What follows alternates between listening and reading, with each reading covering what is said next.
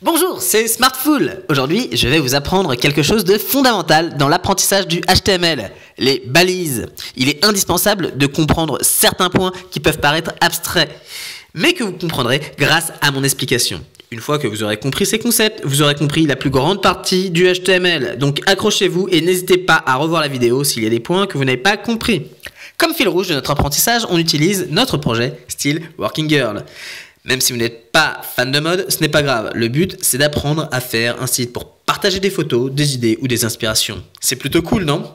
Allez, on y va. Je vais traiter des notions abstraites, les balises paires, orphelines, blocs, inline. Mais avant tout, je vais vous présenter un exemple concret pour que vous puissiez mieux comprendre. Le code que vous voyez en haut de l'image génère le texte que vous voyez en bas de l'image. Les balises EM permettent de mettre un texte en italique, comme on peut le voir avec les mots pommes et biscuits. Les lettres EM signifient emphase, c'est un synonyme de grandiloquent. Voilà, c'est pour le moyen mnémotechnique. La balise strong permet de mettre le texte en gras. Encore un indice mnémotechnique, strong veut dire fort en anglais. Donc il suffit de se dire que de mettre du texte en gras, c'est de le rendre un peu plus costaud, un peu plus fort, un peu plus strong. Pour revenir à la ligne, on utilise la balise BR. En anglais, casser se dit break. Quand on réalise un saut de ligne, on casse la ligne. Donc BR est une contraction du mot break. Un paragraphe est inclus entre les balises P. Là encore c'est facile, on utilise P pour paragraphe. Et si on veut écrire plusieurs paragraphes, on utilise plusieurs blocs de balises P. Là, normalement, on commence à se dire, tiens,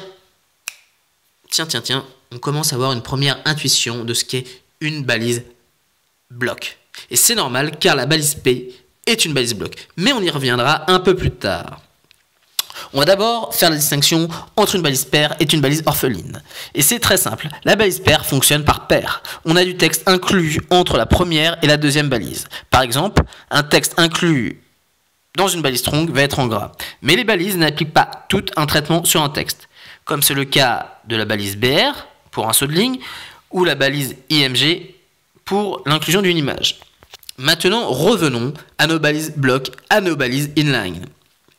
Comme vous le pressentiez, une balise P est une balise bloc, car elle définit un bloc de texte. A contrario, la balise EM agit sur une ligne de texte. C'est donc une balise inline. Les balises P et EM ont un comportement natif. P donc pour un paragraphe, EM pour mettre en italique. Mais il se peut que vous vouliez définir vous-même une balise bloc ou une balise inline. Dans ce cas-là, on utilise les balises par défaut. Les balises pair div pour un bloc, les balises pair span pour un inline. Encore une chose, les balises peuvent avoir des propriétés. Et vous pouvez définir ces propriétés avec un attribut et une valeur. Par exemple, pour inclure un fichier CSS, on utilise la balise orpheline link. Cette balise a deux attributs. Rel, qui nous indique une relation entre le fichier HTML et le fichier CSS, une feuille de style. Href, qui nous indique la localisation du fichier CSS.